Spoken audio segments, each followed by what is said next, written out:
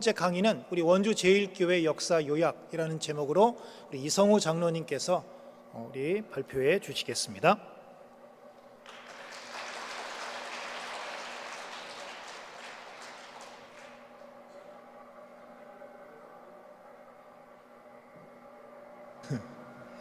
저희가 이제 역사편찬위원회가 발주된 지 한 1년 됐는데 1년 동안 정말 열심히 달려왔습니다. 그래서 작은 성과가 있었고 그 작은 성과의 일부를 우리 성도님들과 같이 나누게 돼서 너무 감사하게 생각합니다. 그래서 준비가 돼서 바로 시작을 하겠습니다. 이 강의를 들으시면서 혹시 만약 우리 교회가 이름을 바꾼다면 어떤 이름이 좋을까 이런 생각을 마음속으로 하시면서 이 강의를 들으시면 훨씬 더 재미있을 것 같아서 미리 말씀을 드립니다. 그 천주교회는 우리나라에 이제 그 신앙을 전할 때 직접 포교, 그러니까 그 프랑스 선교사님들이 직접 들어오셔서 우리 나라에 이제 직접 포교를 하셨고 그때 많은 그 생명들이 이제 위험했고 사실 많이 돌아가시기도 했죠. 순교자가 많이 나왔죠.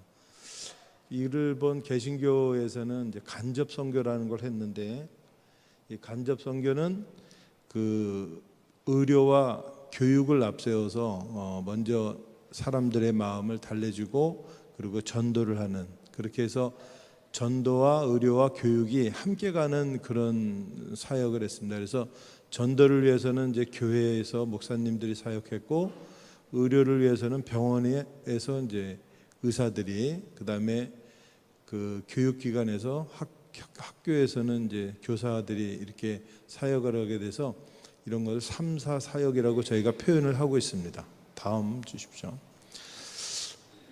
다음 슬라이드. 네. 그래서 원주에서는 그 교회는 이제 오늘 제가 말씀드릴 거는 교회에서 있었던 일. 그 원주 교회의 역사는 이제 제가 오늘 말씀드리고, 그다음에 다음 주에 이제 서미관병원의 의료에 대한 서미관병원에 대해서는 안성규 교수님이 해주실 예정이고, 그다음에 그 세 번째 주는 교육에 대해서 이렇게 차근차근히 하나씩 다루어 나갈 예정입니다. 오늘 제가 말씀드릴 원주교회의 역사를 말씀드리겠습니다.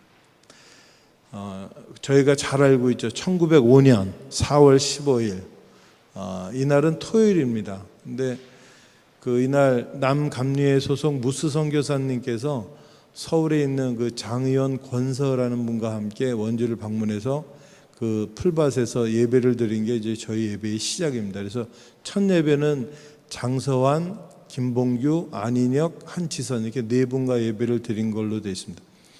이 이후에 누가 예배를 인도했는지는 기록에 나와 있지 않습니다. 왜냐하면 무스 선교사님은 주로 춘천에서 활동을 하셨기 때문에 원주에는 그 뒤에 한 번 정도 오십니다.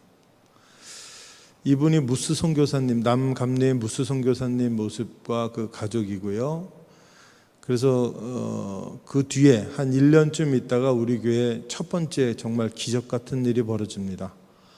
1년 뒤 봄에 서원천 예배당이라는 예배당이 봉헌이 되는데 이 한치문이라는 분이 자신의 주택을 4칸 반짜리 초가집, 그때 당시에 4칸 반짜리 집은 이제 표준 주택이었는데 이 주택을 그 봉헌을 해서 예배당으로 봉헌을 하는 그런 일이 벌어집니다. 이 일로 인해서 이제 주변 사람들이 한치선 씨를 미친 사람이다라고 이렇게 표현을 많이 했다고 합니다. 그래서 그 이야기는 즉 한치문 씨의 전 재산인 집을 교회에 봉헌한 것으로 저희가 판단할 수 있겠습니다. 그래서 이 한치문 씨가 자기 전 재산을 교회에다 봉헌한 걸로 저희가 생각하고 있고, 또 이분이 이 목사님도 없던 그 평신도들의 구성이 되어 있었던 그런 예배 공동체, 신앙 공동체에 아마 예배 인도자가 아니었을까라고 저희가 추측하고 있는 것은 이로부터 30년 뒤에 1935년에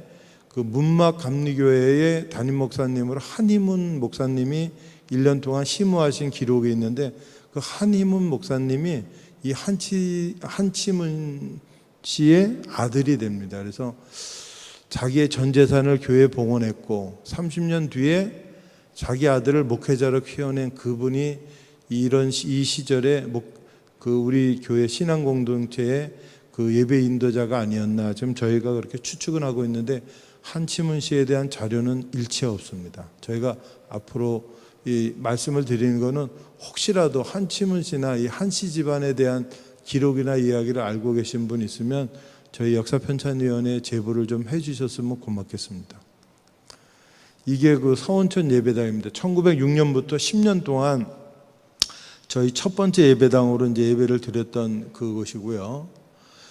위치는 저희 교회하고 조금 떨어져 있습니다. 지금 교회 위치는 여기고 요게 이제 무실로인데 무실로 건너편 요쪽에 그러니까 원동에 있는 그 땅이었던 걸로 생각합니다. 그 위치에 있습니다.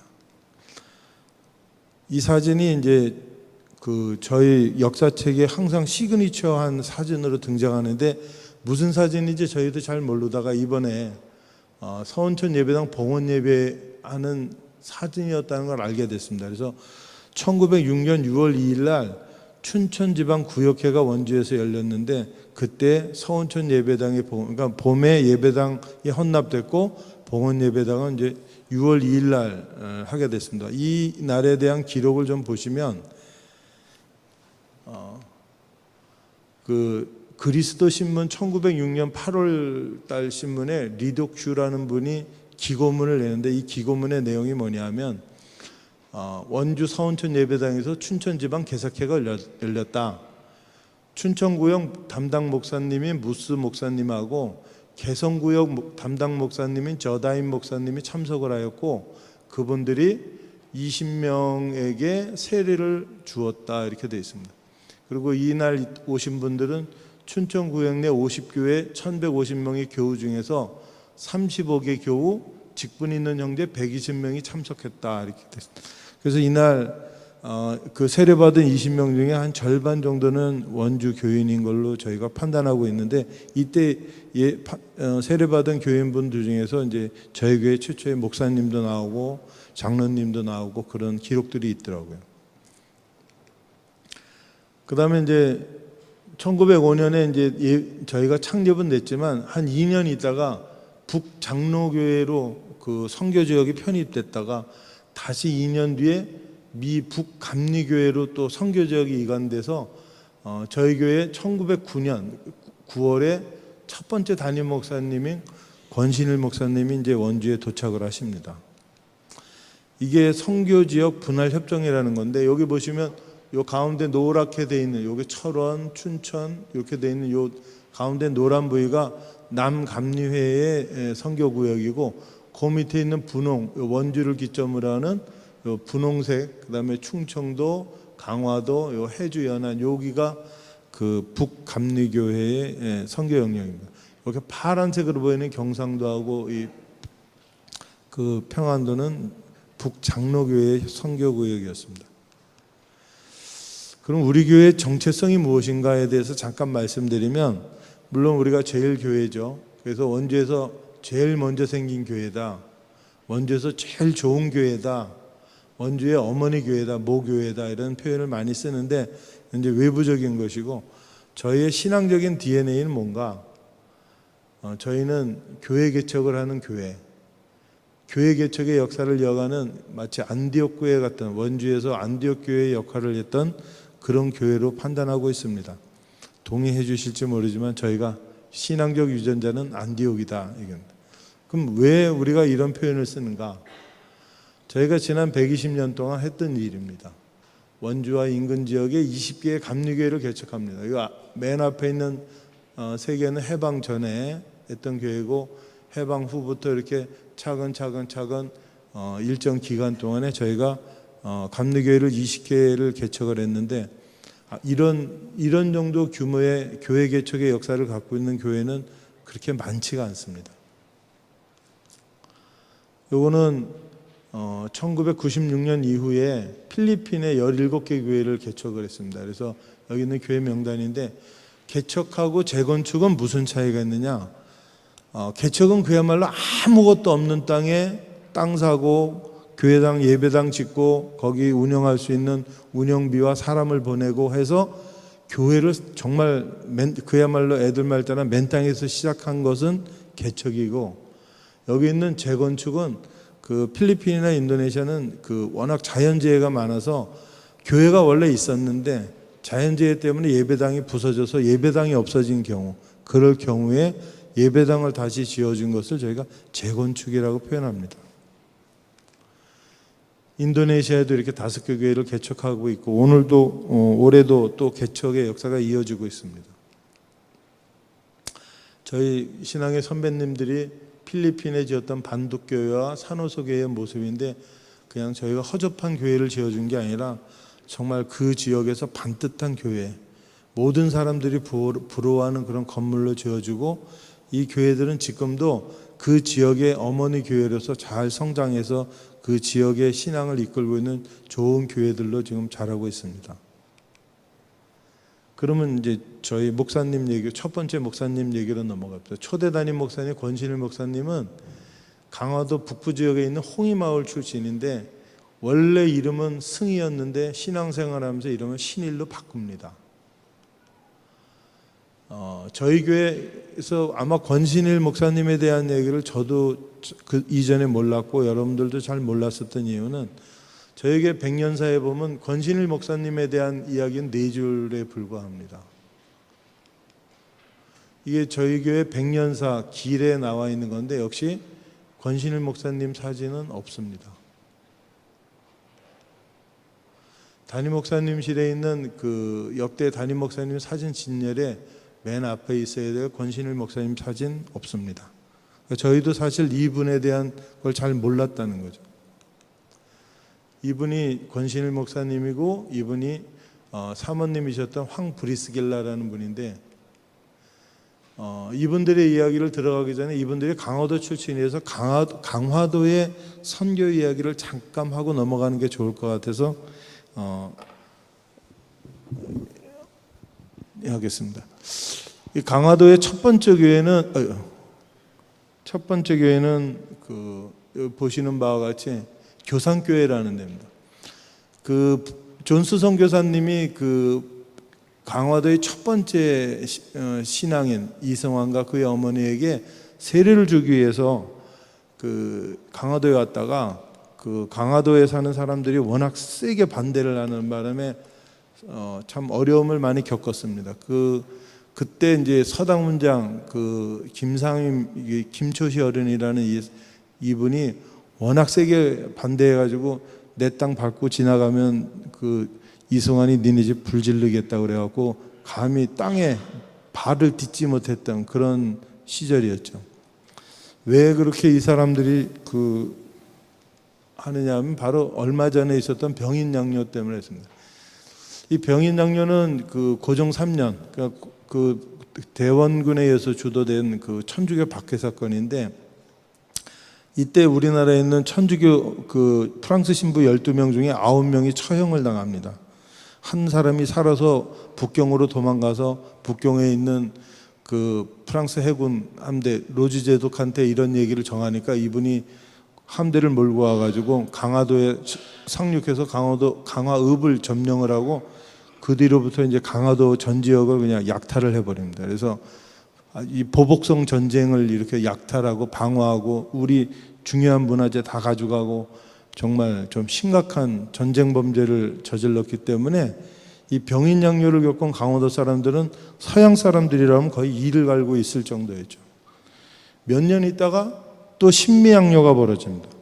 신미양요는 그 유명한 광성보 정투죠. 여기서 깃발 뺏긴 게 문제가 아니라 여기를 지키고 있던 600명의 조선군은 거의 괴멸합니다. 죽거나 다치거나 포로가 되거나 멀쩡한 사람 하나도 없는 상황이 돼버려진 거예요. 그러니 이게 얼마 안 됐는데 김상임이가 회심을 했다고 이웃 마을에 있던 그 박능일이가 쫓아갑니다. 이때 이 사람들이 쫓아가가지고 혼내주려고 쫓아갔는데 김상임이 이 박능일을 회심을 시킵니다. 너 그게 아니다. 그리고 이제 신앙에 대한 이야기를 해주고, 그래서 이제 그 박능일 씨가 그 자기 마을로 돌아와서 홍의교회를 세우면서 그다음에 강원도 최초의 그 학교, 자기 서당을 학교로 바꿔서 그래서 매일학교를 처음으로 시작하는 그런 위대한 역사가 시작된 거죠. 그때 쫓아갔던 그 강화도 홍익교회 7명의 교인 중에 권신일 목사님이 있는 거예요. 이분들은 이름을 바꿉니다. 신앙생활하면서 이름을 바꿉니다. 왜 이름을 바꾸냐 하면 우리는 예수 안에서 한 형제다. 그래서 우리 모두 이름을 바꾸자 그래서 일자로 다 바꿉니다. 그래서 우리는 예수 안에서 한 형제고, 그래서 이제 성은 조상들이 준 거니까 바꿀 수가 없으니까 이거 성은 그냥 쓰고, 그다음에 가운데 글씨는 그 성경에 있는 좋은 글씨들, 뭐 순할 순자, 뭐 충성할 충자, 믿을 진자, 이런 사랑의 자, 이런 글씨들을 한 장씩 써가지고 보자기 안에 넣어놓고 그다음에 기도한 다음에 한 장 뽑습니다. 그래서 그 뽑은 게 자기 이름이 된 겁니다. 그래서 여기 박능일 씨는 능자를 뽑아서 능일이가 된 거고, 종 씨는 순자를 뽑아서 순일이가 된 거고, 이 권신일 씨는 신자를 뽑아서 신일이가 된 거죠. 얼마나 파격적인 거냐면 이분들이 자기들의 이름만 바꾼 게 아니라 이 아들들의 이름도 똑같이 일자를 붙여줍니다. 그 당시 유교 사회에서 족보를 깨트린다는 건 굉장한 거거든요. 그런데 이분들은 신분, 그 서열, 족보 이런 걸 다 신앙 안에서 녹여버렸어요. 그래서 우리는 예수 안에서 한 형제자매다. 그러니까 그래서 너와 나는 부자지간이지만 하나님 앞에, 하나님의 입장에서 보고 하나님의 안에서 보면 너랑 나랑은 한 형제지. 너랑 권해일 마찬가지입니다. 너랑 나랑 숙질간이지만 우리가 삼천조카지만 하나님 안에서는 한 형제자매지. 그래서 우리 같이 일자를 쓰자. 그래서 일자로 된 그 교인들이 이렇게 생겨난 겁니다.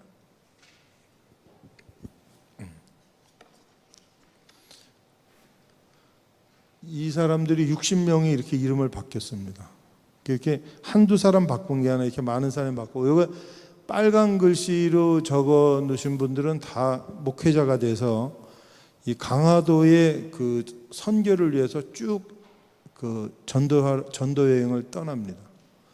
그래서 이게 강화도에 가 보시면 맨 위에 있는 게 교상교회고 그 옆에 홍의교회인데 다 홍의교회에서 이렇게 뻗어 나갔습니다. 이쪽이 그 나중에 이제 그 저희 교회 목사님 중에 한 분도 요 지역 출신의 목사님이 한 분 계시더라고요. 그래서 이때 이 분들이 강화도 전체를 갖다가, 지금도 그래서 강화도에는 교회가 200개가 넘습니다. 이분들은 또 한 가지 특징이 뭐냐면 우리는 주님 앞에서 죄인이다. 그래서 그 당시 사람들은 이렇게 흰옷을 좋아했는데 까마도 입고 있는 사람, 이 사람들은 다 그 홍의교회 교인들입니다. 그래서 우리는 주님 앞에서 다 죽은 사람이라는 그런 그 죄인이라는 얘기를 이렇게 옷으로 보여줬습니다. 그랬더니 안 믿는 사람들은 검정 옷 입고 다니다고 검정개라고 놀리기 시작했습니다. 그런데 이분들의 그 검정개라고 놀림이 완전히 바뀌는 거는 이 종순일 씨의 비탄감 양치라는 엄청난 사건이 터집니다. 이거는 뭐냐 하면 종순일 씨는 그 초대 교인 중에서 굉장히 부자입니다. 그래서 홍익 마을에 있는 제일 큰 재력자인데 자기한테 빚을 지고 있는 많은 사람들한테 전부 모여라. 그래서 그분들의 빚 문서를 갖고 온 걸 전부 다 태워줍니다. 그래서 전부 다 태워주고 그 예수 믿는 걸로 다 탕감을 시켜줍니다. 그래서 성경대로 나는 빚을 탕감해주고, 그래서 그날로 그냥 홍이 마을에 있는 사람 절반이 교인이 되는 역사가 벌어지는 엄청난 일이 벌어진 거죠. 그래서 그 안디옥 교회를 잘하면 매일 교회 생겼죠. 그다음 기독교식 장례, 예수를 믿으면 한 형제자매라는 뜻으로 일자로 이름 바꾸고 까만 옷 입고 다니고, 우린 죄인이라는 걸 고백하는 삶을 살기 위해서 까만 옷을 입고 다니고, 그리고 그 실제로 빚을 탕감해주는 이 종순이라는 분은 이 뒤에 그 모든 자기 남아 있는 재산을 전부 다 교회와 헌납하고 가난한 사람들이나 나눠준 다음에 빈몸으로 그 길상면으로 전도 여행을 떠납니다. 길상면, 아까 그 남쪽 땅, 그 남쪽 땅에서 교회를 개척하는데 저희 교회 12대 목사님이 12번째 목사 조상문 목사님이 길상면 출신이세요.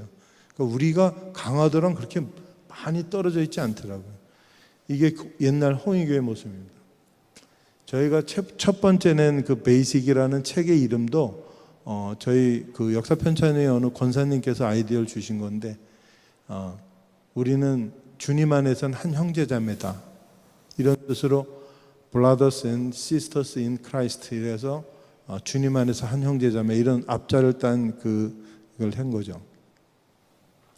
그 권신일 목사님의 주요 사역을 잠깐 말씀드리면, 초대교인이죠. 그래서 그 권사 시절에 교동도에 들어가십니다. 그래서 교동도를 개척하는데 7년 만에 정말 1000명의 그 교인을 만들어내는 정말 기염을 통하십니다. 그래서 그리고 이제 이 이야기를 조금 나중에 다루겠습니다. 7년에 이제 감리교에서 목사님 안수 받으시고, 그리고 1909년 9월에 원주교회 초대 담임 목사님으로 오신 거죠. 그래서 2년 반을 심호하시고 다시 인천 지역의 담임 목사님으로 넘어가십니다.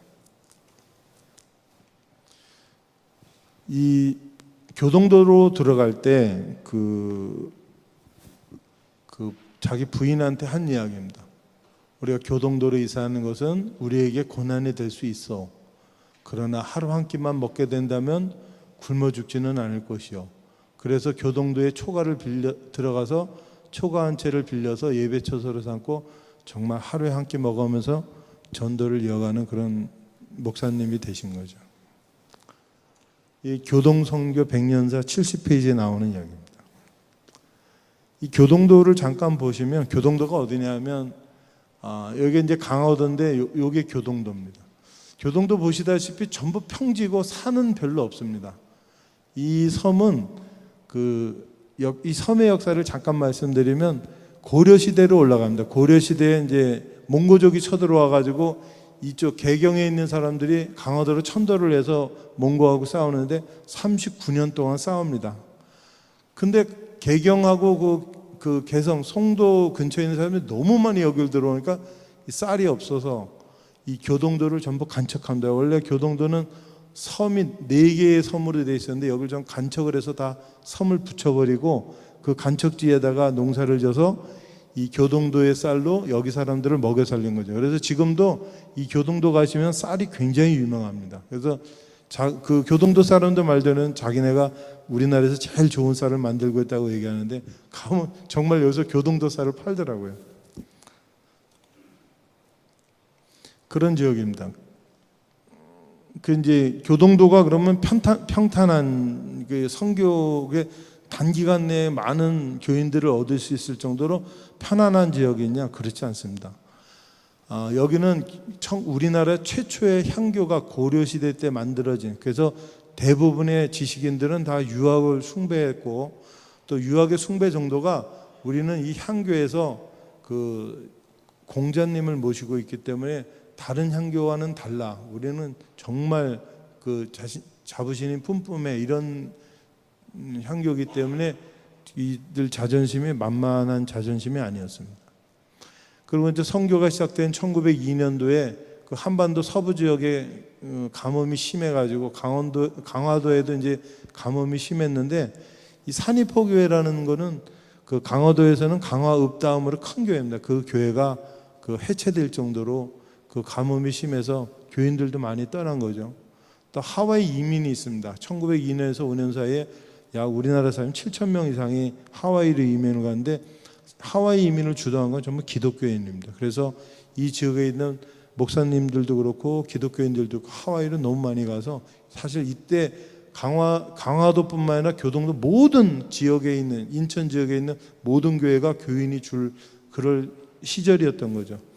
그 시절에 그 역사가 일어난 겁니다. 그래서 1900 연해 보고서를 해보면 1903년도에 이제 강화구역이 교동구역에서 분리가 돼. 교동구역이 그러니까 성장을 해서 강화구역에서 떨어져 나왔고, 1907년이 되면 교동읍, 서한리, 인사리에 교회가 3개가 세워졌는데 입교인, 학습인, 원입인 합쳐서 1484명의 교인들이 만들어질 정도로 정말 7년 만에 기염을 통하세요. 정말 이런 전도의 역사는 그 당시에 다른 지역에서 그렇게 있다고 생각하지 않습니다. 이건 전체 우리나라 전체의 역사에서도 정말 대단한 그 전도의 여행을 하신 거죠. 그러고 나서 원주에 오신 거예요. 그래서 저도 이 이야기를 들으면, 그래서 그러면 그렇게 많이 부흥이 됐을 때 어떤 일이 있었나? 이 교동교회 교인들도 이름을 바꿉니다. 그래서 우리는 권신일 목사님의 신자를 돌림자로 해서 이름을 바꾸자. 그래서 방족신, 서풍신, 황한신, 황초신 이런 이름들이 생겨납니다. 이해가 가시죠? 네. 이분들이 전부 신자 돌림으로 이제 이름 다 개명하신 분들. 혹시 신앙생활 하시다가 이름 바꾸신 분 혹시 주변에 계시면 저희한테 제보해 주십시오. 이게 그냥 이름 바꾼 게 아니더라고요. 그래서 저희가 그런 개명하신 분들 찾고 있습니다. 이게 현재 교동도에는 그 교회가 12개가 있는데 12개 전부 다 감리교회입니다. 그리고 여기 계신 목사님들은 굉장히 친하시더라고요. 서로 그 섬에서 같이 신앙생활 하셔서 이제 잘 연락하신다고. 1905년도에 찍은 요 분이 이제 우리 권신일 목사님 1905년도 모습이고, 저희 양해를 드릴 것은 저희 책에는 요 분이라고 이렇게 표시되어 있는데 요 분입니다. 여기서 고쳐드리겠습니다. 그리고 요 분이 이제 케이블 선교사님이세요. 그래서 이 분들 사진 보여드린 이유는 이 케이블 선교사님이 권신일 교동사역자에 대한 보고서를 1905년 코리아 미션 필드라는 그 책에 기술을 한 내용을 잠깐 보여드리면, 그가 다음은 이제 여러분들 이제 기술하다가 다음은 7년 동안 지방사역자로 수고한 권신일이다. 그는 이러이러한 좋은 품성을 가졌는데, 여기서 이분이 강조한 건 뭐냐면 그는 깊고 풍부한 기독교적 체험을 하였으며 복음적으로 살아간다. 저는 이 말이 그 케이블 목사님이 권신일 목사님에 대해서 복음적으로 살아간다는 말에 이 저희에게 주는 메시지가 있다고 생각합니다. 그래서 얼마나 이분이 복음적으로 살아갔으면 그 케이블 목사님이 권신일 목사님을 다른 지역으로 보내려고 하니까 그를 우리들의 사역자로 조금 남아있게 해주십시오. 그 교인들의 이야기입니다. 요 밑에 이야기는 이교도들, 거기 이교도는 당연히 거기 유학자들이죠. 유학을 하는 사람들도 그를 다른 곳으로 보내지 말고 우리와 1년만 더 있게 해주십시오. 우리가 그를 통해서 1년만 더 있으면 우리가 하나님을 그분을 통해서 더 잘할 것 같습니다. 1년만 우리에게 더 시간을 주십시오. 이런 그래서 이 케이블 목사님이 기독교 사역자의 삶에 대한 너무나도 위대한 증거라고 본인이 스스로 증언을 하고 계시죠.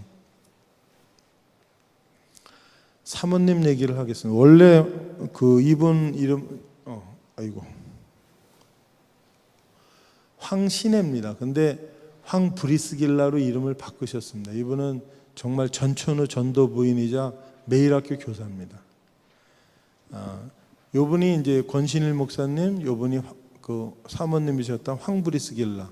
아까 그 조카였던 권혜일, 이 권혜일 씨는 어떤 책에는 아들로도 나오고 어떤 책엔 조카로도 나오는데 저희가 확인한 바로는 조카가 맞습니다.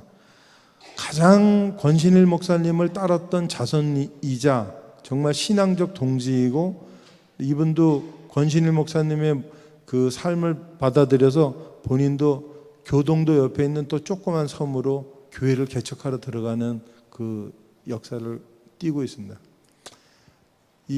저희 교회랑 관계에 있었던 힐만 선교사님이 이 황브리스길라에 대한 이야기를 코리아 우먼 컨퍼런스라는 데 기술한 내용인데, 열정적인 신앙인 권신일과 그의 부인이며 바이블 우먼으로 활약한 황브리스길라가 있었기에 가능했던 일이라고 본다. 두 사람은 시간과 장소, 조건을 초월해 몸을 바쳤으며 우물가의 여인들이 빨래를 하면 그녀도 영락없이 함께 빨래를 했다. 수가성의 예수님처럼 우물가가 강대상이 되고 빨래하러 온 여인들이 그녀의 회중이 되었다. 정말 글만 정말 해석하면서 그림이 그려지더라고요. 이게 이분들이 어떻게 전도를 했는지 그림이 그려지는 대목이더라고요. 다음은 밀러 선교사라는 분, 이분은 교육 선교사인데 이분도 1906년 코리아 우먼 컨퍼런스라는데 황브리스 길라에 대한 이야기를 씁니다. 황브리스 길라는 강화도, 교동도, 연안, 해주에 있는 여성 신앙인들의 어머니이다. 그리고 그는 매일학교의 가장 큰 공로자다. 이분이 여자 선교사님, 다른 미국의 여자 선교사님이 교육 전문하는 여자 선교사님이 이분이 가장 매일학교의 큰 공로자다. 그 지역에서 그런 분인데 그분이 원주 와서 뭘 했겠습니까? 당연히 매일학교 열렸겠죠.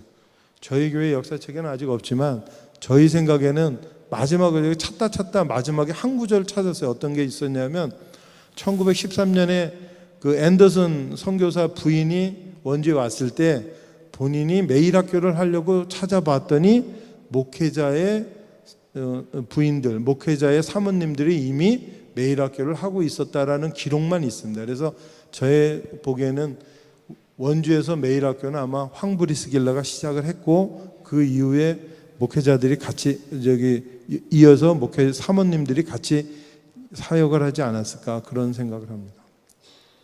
기록이 없어서 참 안타깝긴 합니다. 북감리에 11개 선교부가 이렇게 있었는데 그 중에 이제 원주 선교부가 있고요. 원주 선교부의 상황이 어떠냐? 조선의 그 선교 책임자인 해리스 감독은 일본에 있었고 또 원주 지방 선교 관리자인 대밍 선교사는 한양에 있었습니다. 그럼 원주에는 누가 있었냐? 목회자 한 명이야. 한 명. 선교사도 없이. 교인은 15명, 원주 지방 전체는 410명.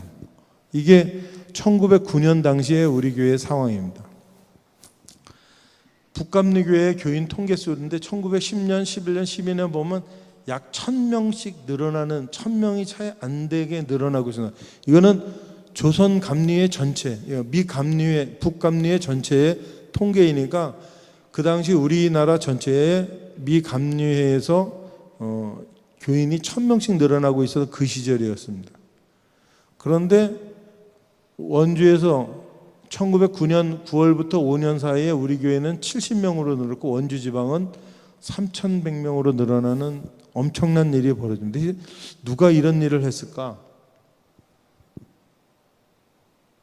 권신일 목사님이 계셨던 시절은 1911년 3월까지고 3월이 돼서야 전도사 두 분이 투입이 됐는데 박현일 목사님과 리동직 목사님 그리고 박원병 목사님은 6월 달에 파송이 되고 이 감리사일은 주로 강릉에서 보시고 원주에는 잘 오시지 않습니다. 앤더슨 선교사님은 12년 8월에 오고 저희 그 서미감병원은 13년에 개원이 됩니다.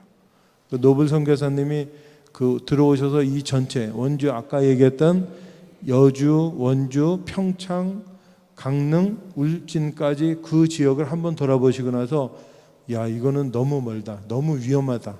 그래서 그 지방을 원주 지방과 강릉 지방으로 분리를 시켜주시죠. 그래서 똑같이 감리사님이 겸임은 하지만 원주 지방은 그 정선까지, 그다음에 강릉 지방은 울진 이렇게 됩니다. 여기 보면 평창이 없죠. 근데 평창이 원주에서 개척을 한 교회가 됩니다. 자, 이게 강화도에 가면 강화도 기독교 역사 기념관이라는 이런 장소가 있는데 이 장소에 가시면 그 맨 앞에 권신일 목사님, 여기도 권신일 목사님 여기서 굉장히 유명하시더라고요. 그 이분들이 초기 그 강화도에 선교를 했던 그 전도자들을 7명을 뽑아서 그분들의 신앙 길을 들었는데 아까 말씀드린 존스 선교사의 길, 종순일의 길, 박능일의 길인데 7번째가 권신일의 길입니다. 그만큼 그 교동도 개척에 대한 임팩트가 강했다는 걸 알 수 있겠죠. 이곳이 강화도 홍이마을에 있는 그 권신일 목사님 묘비입니다. 미 감리교회 목사 권공신일, 배우자 황브리실리아 지묘. 이곳이 저희에게는 너무 중요한 장소가 된다는 걸 알겠죠. 그래서 저희가 성지순례를 간다면 권신일 목사님한테 가야 되지 않을까 하는 전 생각을 합니다. 그래서 저희 교회 성지가 순례가 앞으로 이루어진다면 이곳으로 갔으면 좋겠다는 생각을 많이 했습니다. 이 서미관병원에 대한 이야기는 이제 1913년에 이제 시작이 됐다는 거. 요거는 다음 주에 저희가 테마를 해서 요건 자세한 내용은 이야기하지 않겠습니다. 그래서 저희 그 16년에 이제 저희 교회가 이제 의푸동비 감리교회라는 붉은 벽돌의 아주 고딕풍, 복고풍 형태의 2층 예배당이 나오는데 이때 그 부지 1200평은 김신혜 성도님이 기증을 하고 건축비는 아까 서미관병원을 지었던 미국의 쉬든 감리교회에서 원조를 합니다. 그럼 김신혜 성도님은 어떤 일로 1200평이 되는 부지를 했느냐? 이분들 집의 역사를 잠깐 보면 이 남정호라는 분이 한양에 살던 천주교인인데 병임 박해 때 원주로 가족들을 데리고 이사 와서 이 상동리 일산동 언덕에 땅을 사서 교회 뒷산입니다. 우리 교회 뒤쪽에 있는 땅을 사서 정착을 하는데 이 아드님이 남영이라는 분이 있어요. 외아들이. 근데 이분이 김신혜 씨와 결혼해서 아들 상호와 상표를 낳습니다. 이 둘째 아들 상표가 10살 때 이제 시름시름 앓게 된 거죠. 그래서 구술해도 안 낫고 의원을 찾아가도 안 낫고 사방으로 돌아다니면서 치료를 해보려고 노력하는데 안 나다가 결국 좀 위험해지는데 그때 마침 동네에 살던 김영독이라는 우리 초대 교인이 이 서미관병원에 있는 앤더슨 의사에게 이야기를 해서 이분이 진찰을 하니까 흉수가 차서 물이 차니까 호흡을 못하고 있구나. 그래서 물을 뽑아주면서 이 상표를 살려낸 이야기인데 그래서 이후로 김신혜 성도는 천주교에서 개신교로 개종을 합니다. 아마 저희 역사에서 천주교인 중에 개신교로 개종한 사람은 아마 이분이 처음이 아닐까. 기록은 없습니다. 이게 첫 기록인 것 같습니다.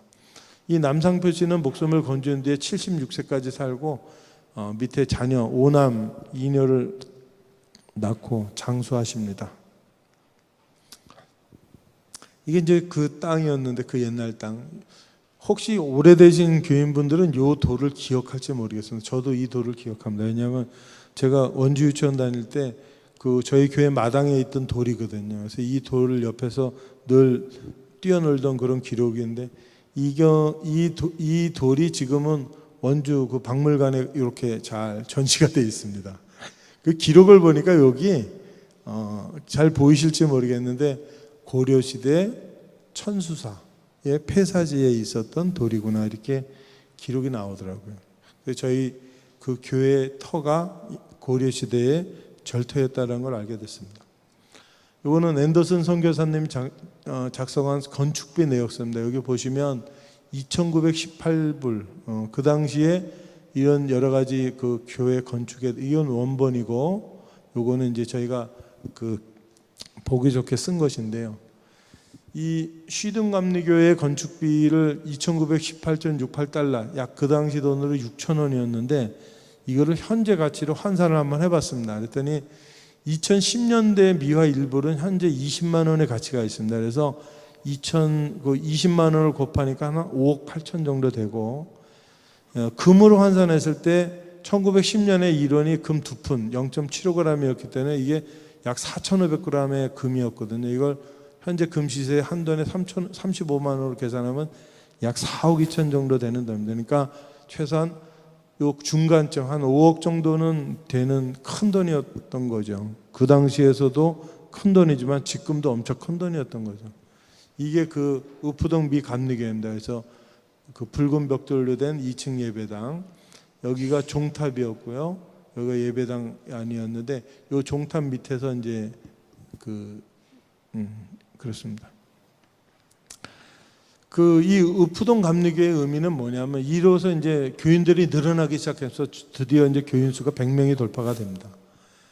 그리고 이제 원주 유치원의 그 예배당을 기점으로 힐만 선교사가 이제 원주 유치원을 개설하고 이제 이와 같은 헌금도 시작하고 여러 가지 교회 모습을 제대로 갖춥니다. 근데 가장 중요한 건 이 뜻입니다. 이때 양반들과 유학자들이 기독교로 개종하고 입교를 한 거죠.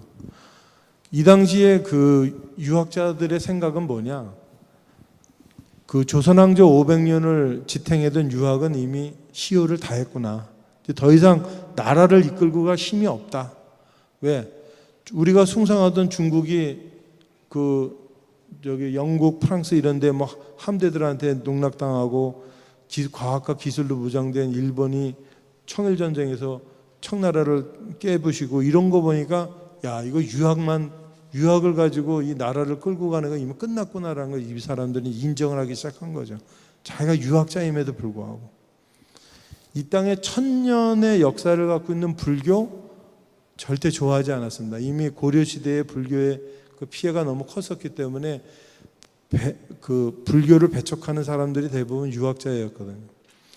이 땅에 2만 년의 역사를 갖고 있는 그 샤머니즘, 무당들, 무속신앙들 이분들이 그거를 믿을 일도 없고 뭐 정말 어떻게 해보고 싶은데 자기가 힘이 없어서 못 해보는 거지 그거를 정말 그렇죠. 정말 싫어했었던 분들인데 그러니까 기독교에 관심을 갖고는 있었습니다. 관심은 있는데 들어갈 수가 없었어요. 왜냐하면 조그만 초가집에 무릎 꿇고 앉아서 예배 보고 그 공간에 남녀가 같이 있고 이거는 그 당시에 유학을 한 사람들 입장에서는 넘을 수 없는 선이었던 거예요. 그래서 그 관심은 있었지만 들어가지 못하고 기웃기웃하고 있는데 이 예배당이 오면서 여기에 들어오게 된 거예요. 그래서 이분들이 예배당에 들어와서 10년 정도 있다가 저희 본처전도사 장로님들로 성장을 합니다. 이분들이 성장한 이후에 우리 교회가 개척했던 그 주변의 교회들로 예배를 인도 나가고 그럼으로써 우리 교회의 개척의 기관차가 돼서 주변에 그 아까 얘기했던 우리 저기 안디옥 교회의 그 DNA가 시작된 거죠. 이게 그 당시에 썼던 그 성경책인데 성경책 보기만 해도 저희가 잘 읽게 되지 않을 것 같죠.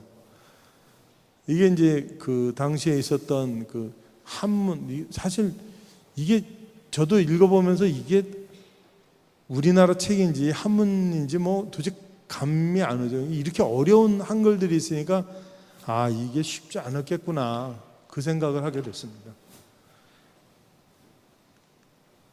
이게 이제 한글로 된 저희 할아버지 성경책인데 여기 요한복음 3장 16절인데 하나님이 세상을 이처럼 사랑하셔 독생자를 주셨으니 누구든지 저를 믿으면 멸망하지 않고 영생을 얻으리라. 눈에 들어오세요? 네. 그때 이제 저희 교회에서 그 본처전도서로 파송했던 분들이 이런 정영현 장로님, 유신열 장로님, 이성대 장로님. 해방 후에는 이창호 장로님, 이종문 장로님, 박상춘 장로님 이런 분들이 이제 그 밖에 나가서 예배 인도자로 활약을 한 거죠. 조선 감리회, 기독교 조선 감리회 이렇게 평신도의 그 체제는 이렇게 세 가지입니다. 속장, 권사, 본처전도사. 전부 다 전도를 위한 조직이죠. 속장님은 작은 속회, 10명 이내의 작은 예배 공동체를 인도했고, 권사님들은 믿지 않는 사람들을 위해서 나가서 믿지 않는 사람들, 이교도들한테 예수를 전했고, 본처전도사님들은 교회에서 조금 떨어져 있는 신앙 공동체에 예배를 인도했던 그런 조직이었던 거죠. 장로제도는 사실 그 장로교회의 제도인데 이렇게 그 일제시대 말기에 강점기 말기에 조선 총독부의 농간에서 교단을 합쳤다 풀렸다는 이런 여러 가지 우여곡절을 겪을 때마다 감리교회가 어쩔 수 없이 장정도 계속 개정을 해야 되는데 그 개정을 하다 보니까 장로교회 평신도 직제인 장로제도가 도입이 된 거는 맞습니다. 근데 저도 장로지만 저희가 지향할 거는 장로가 아니라 그 본처 전도사가 저희의 소명이라고 생각합니다. 저희가 이제 5대 목사님으로 잠깐 내려가면 이제 조준효 전도사님은 이제 안중근 의사의 외숙부 되시는데, 이때 가장 우리 교회에 중요했던 일이 그 남녀를 구별짓는 휘장이 있었습니다. 그러니까 왼쪽에는 뭐 저기 남자, 오른쪽에는 여자 이렇게 가렸는데 그 휘장을 철거하는 그런 정말 획기적인 일을 이 조준효 전도사님이 있었고, 이분은 유교동란 중에 공산군에 의해서 피살돼서 순교하십니다. 다음에 신흥식 목사입니다. 저희 목사님들의 대표 주자죠. 3.1운동 당시에 3.1 독립만세운동 33인의 민족 대표 중에 한 분이셨기 때문에 우리 교회는 물론이고 우리 민족 전체의 정신적 지주였습니다. 이분이 계실 때 이제 원주에서 6년 동안 계신 동안에 특히 젊은이들한테 신망이 높아서 젊은이들이 엄청나게 우리 교회에 많이 들어왔죠. 그래서 1930년이 되면서 우리 교회 교인들이 300명을 넘어가는 시절이 됩니다. 이분이 신흥식 목사님이고, 이분이 고향이 그 청주하고 그 공주 쪽이라서 그런지 이 공주 감리교회 가면 이분에 대한 동상이 이렇게 서 있습니다.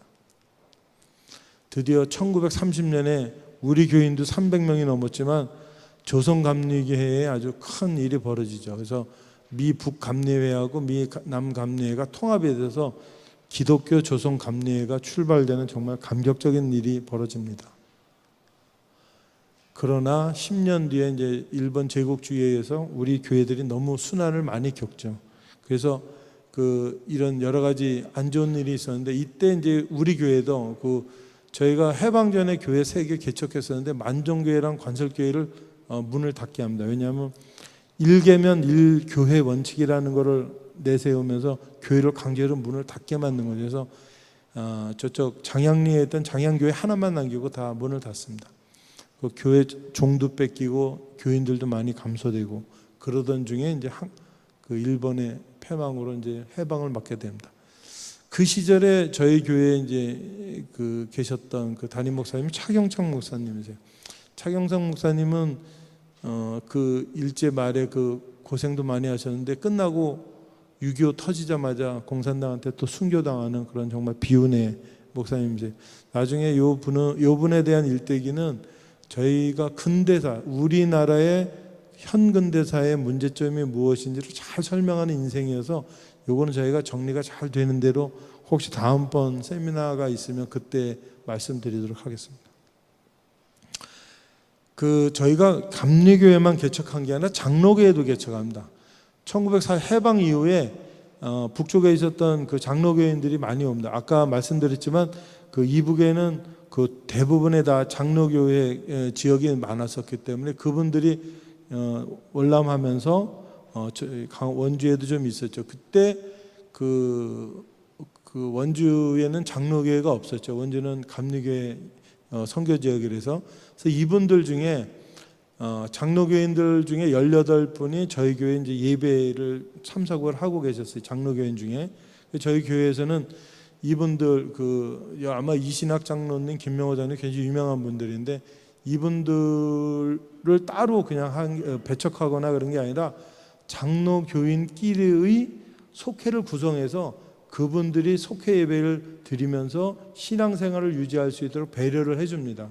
그래서 이분들을 인큐베이션을 한 거죠. 그래서 인큐베이션을 해서 한 1년 정도 있다가 가정교회에서 나름대로 그냥 예배를 따로 드리던 장로교인들도 좀 있었거든요. 그래서 그 가정교회에서 예배 드리던 장로교인들하고 우리 교회에서 장로교회 교인들의 속회에서 예배 보는 사람들을 묶어서 저희가 장로교회를 하나 개척하는데 그게 지금 원주 제1장로교회가 출발된 역사입니다.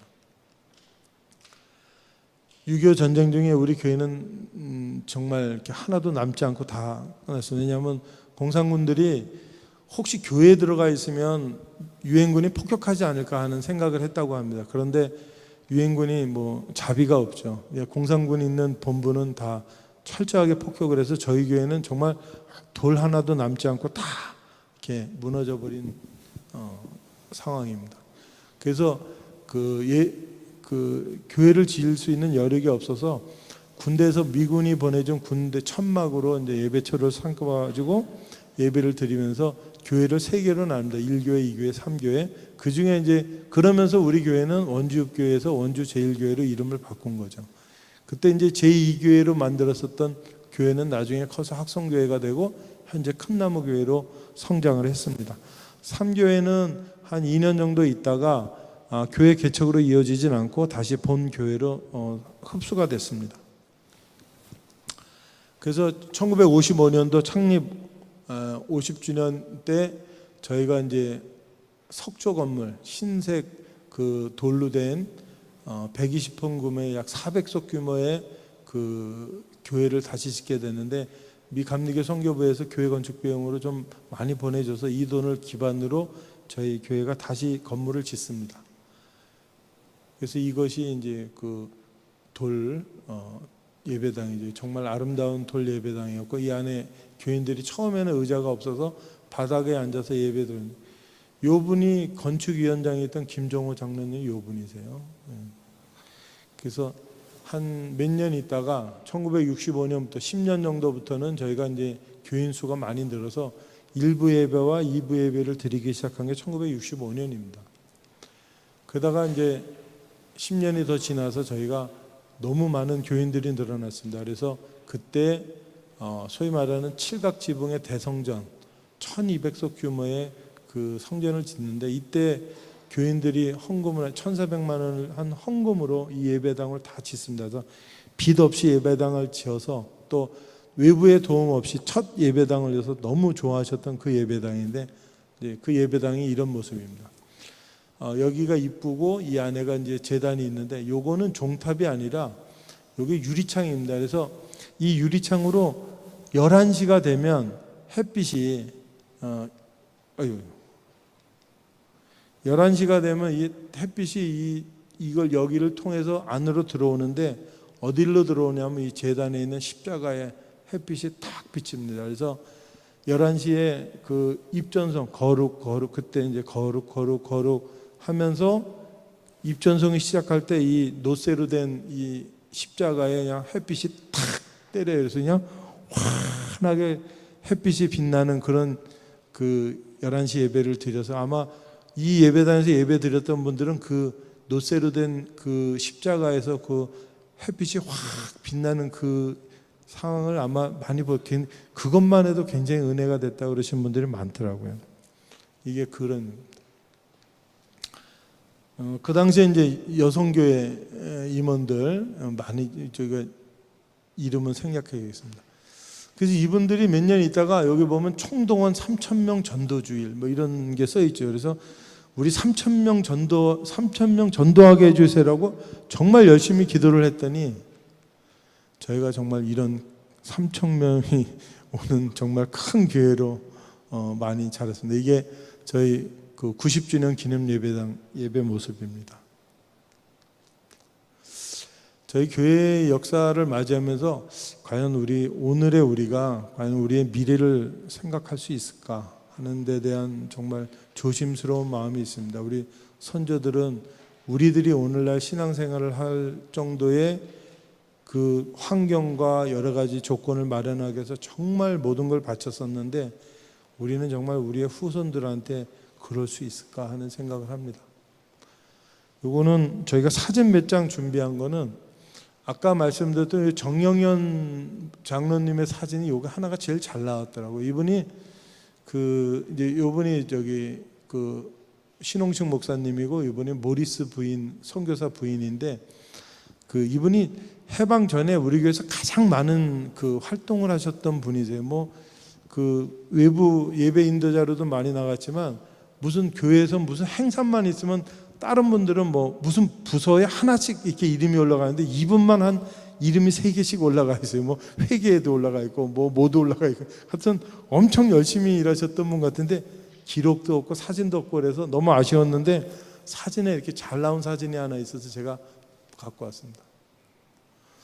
이분은 이제 1936년에 우리 교회를 이끌었던 이제 지나가셨던 그 목사님들 다 이 근처 원주 지방에 있습니다. 이분이 11대 김은강 목사님, 이분은 윤태현 목사님, 이분이 이제 차경창 목사님 젊은 시절. 이분이 아까 조상문 목사님이라고 그 아까 강화도 길상 지역 출신의 목사님이 한 분 계셨다 그랬잖아요. 그분이 이분이세요. 그분이 오기선 목사님, 너무 유명하신 오기선 목사님, 박만춘 목사님. 이 분들도 아마 그 전도부인일 겁니다. 이 목사님들 도왔던 전도부인인데 특히 얼굴이 약간 요 분이 제가 좀 이따 요거는 이제 1970년대 요분이 김은강 목사님이시고 요분이 이창호 장로님, 이종근 장로님, 유복열 장로님 이분들 사진을 보여드리는 건 앞으로 나올 그 저희 책의 주인공들이십니다. 그래서 유복열 장로님은 유재우 장로님의 부친이세요.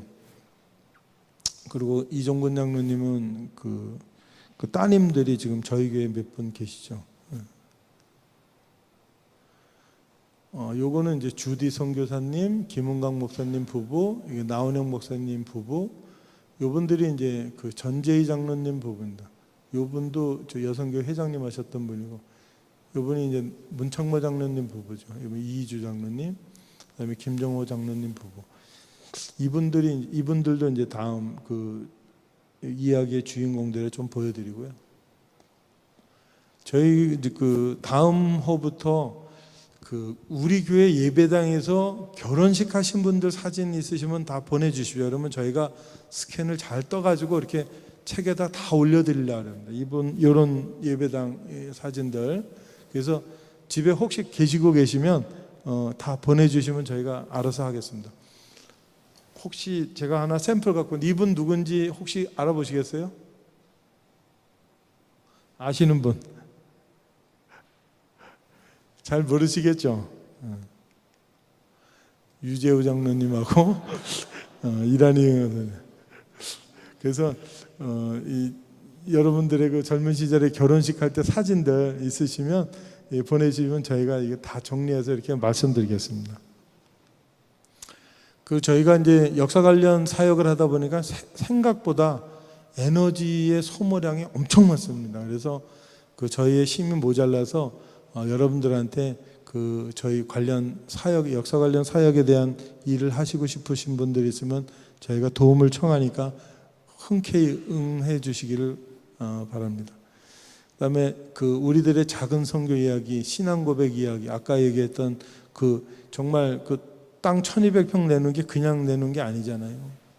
또 자기 건물, 저기 전 재산 내는 게 다 그냥 있었던 일이 아니잖아요. 그러니까 자기가 했던 큰 헌신, 큰 기부, 교회 이런 거 다 뒤에 신앙적인 사연이 있을 건데 그런 사연들 묻지 마시고 그냥 묻혀두지 마시고 저희들한테 잘 이야기해 주시면 저희가 그거를 저희의 신앙 스토리로 만들어서 책으로 만들 예정이니까 너무 덮어두지 마십시오. 그리고 지금 아마 저희가 오래된 교인들은 아마 개개인이 남모르게 작은 교회들 또 주변에 있는 그런 교회들에 개인적으로 많이 이렇게 선교하고 헌신하고 이런 도움을 주고 이러신 분들 엄청 많으실 거예요. 그런데 조용히 뭐 오른손 하는 일 왼손 모르게 하시고 그렇게 하시는 분들 엄청 많은데 그러지 마시고 그 이야기들, 그 결단들, 그런 자료들 이런 거 있으시면 다 저희한테 정리해 주시면 저희가 가급적이면 그 이야기들을 저희 책의 역사의 그 신앙 스토리로 남겨서 후손들이 볼 수 있도록 저희가 이렇게 준비를 하겠습니다. 또 그 오래된 교인들 많으시니까 그 선조들이 주신 유물들, 이 유물은 버리면 쓰레기지만 저희한테 주시면 정말 교회의 소중한 유산이 됩니다. 그래서 집에 가지고 계신 것들 저희들한테 주시면 감사하겠습니다. 우리 교회 이름은 공식적으로는 원주교회가 맞고요. 이 원주읍교회라는 이 원주읍은 1937년도에 원주군 본부면이 원주읍으로 승격이 되면서 처음 나타내서 아마 37년부터 원주읍교회이고 이전에는 그냥 원주교회였던 걸로. 그다음에 아까 말씀드렸듯이 전쟁 후에 그 교회가 세손으로 나눠지면서 제일감리교회를 이렇게 나눠준 걸로 저희가 알고 있습니다. 여러분들 어떤 교회 이름이 제일 마음에 드세요?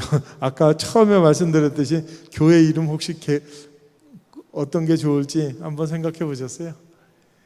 자, 우리 오늘 이 세미나가 있을 때까지 또 여기가 이 역사책을 만들 때까지 정말 너무도 많은 분들이 저희들한테 도움을 주셨고 이야기도 해주셨고 또 자료도 주시고 그래서 정말 이분들한테 너무 감사하게 생각합니다. 이상 마치겠습니다. 혹시 질문 있으신가요?